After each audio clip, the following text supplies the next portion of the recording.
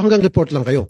Yes, because wala po kaming police Hindi, authority. hindi sir. Hindi sir. Pag nag-report kayo, dapat may pressure doon sa PNP, may pressure sa NBI na hey, huliin natin to. Dapat kung kinakailangan sumama ang ilan sa mga personnel. Di ba meron din kayo sa enforcement?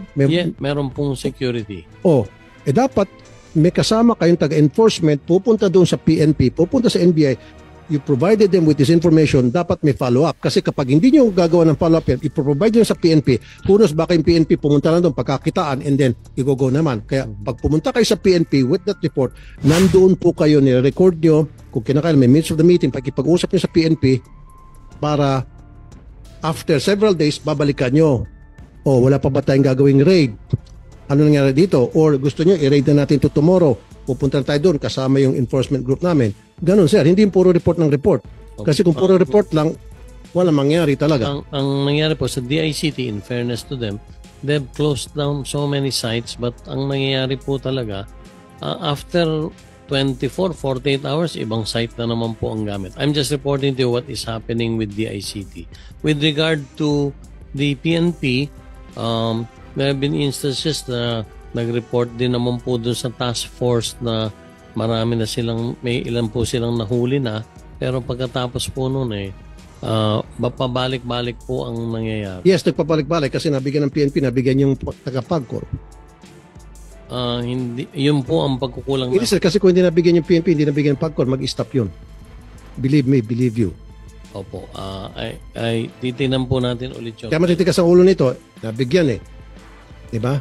Subukan nyo wag tumanggap, titigil to. Sa side po siguro ng PAGCOR Side ng PAGCOR ng PNP. Wala pong... And I've heard some of these are retired generals.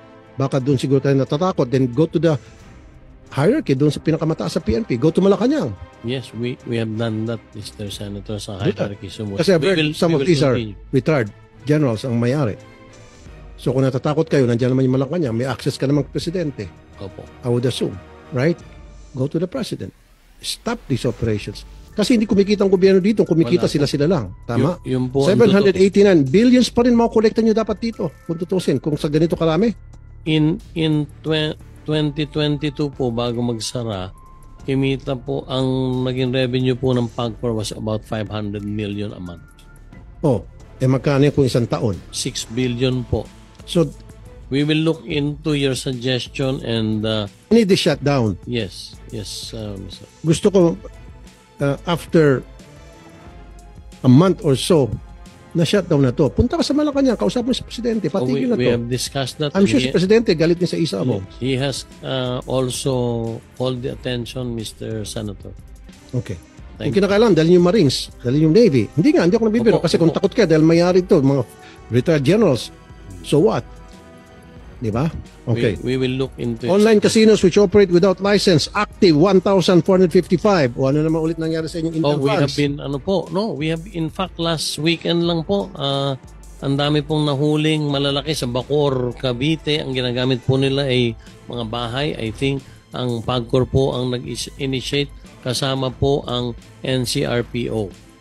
We collaborated with them and ang dami pong nahuli doon sa operation na yun last Thursday and Friday last week lang po. Tuloy-tuloy din po, Mr. Senator, ang pag-monitor and ang bigay namin ng informasyon doon po sa mga sinasabi ninyong mga illegal operators. So give us a records of those of your performance. Yes. Kung ilan yung napapasara. Yes. We will give that. And then we will do a counter-checking talaga napasara yun o baka hanggang papel lamang na napasara. Yung nahuli po last weekend sa media po, ang PAGCOR po at ang NCRPO ng PNP ang nag-initiate po noon doon po sa mga private subdivisions in Bacoor, Cavite, yung mga nahuli po natin. Okay. We will give a copy of that report doon sa latest incident po yan, Senator Tulfo. Okay. May mga Facebook ads, mobile apps, spam messages. Pasara niyo po ito. Mga FB ads na papasok sa FB account mo. Pag pinindot mo, pupunta ka dun sa may link yan, pupunta sa sugalan. Pa-stop nyo. Kausapin yung DICT, kausapin yung FB. We will furnish your office, Senator, of all the letters that we have sent the ICT.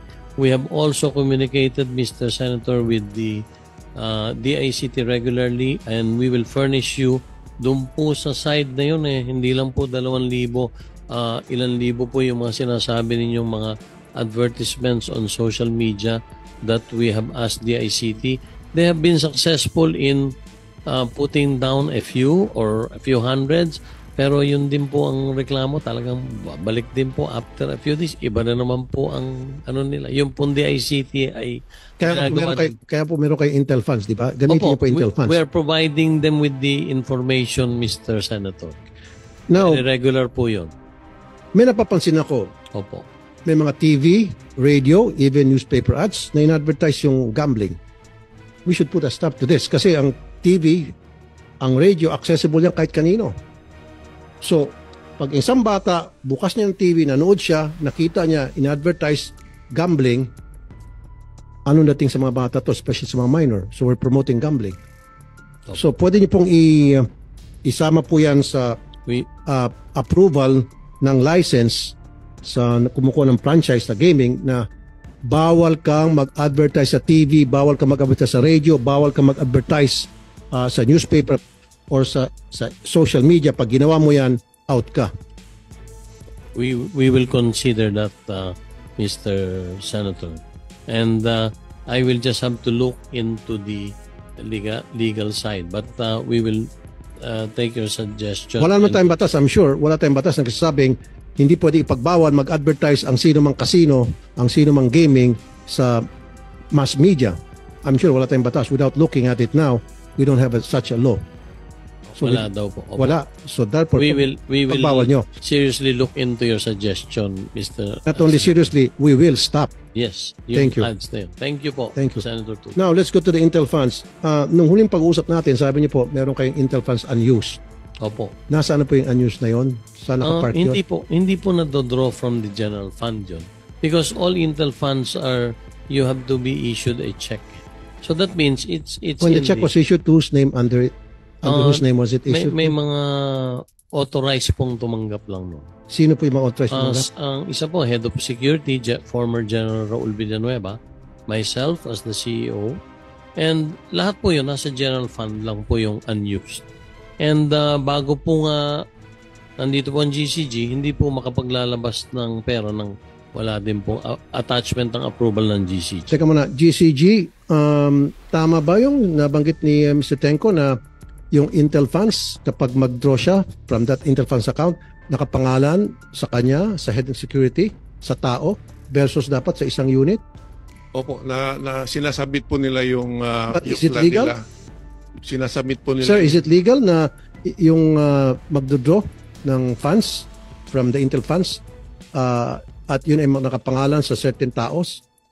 Because they are the implementing So okay lang yun? yes, sir.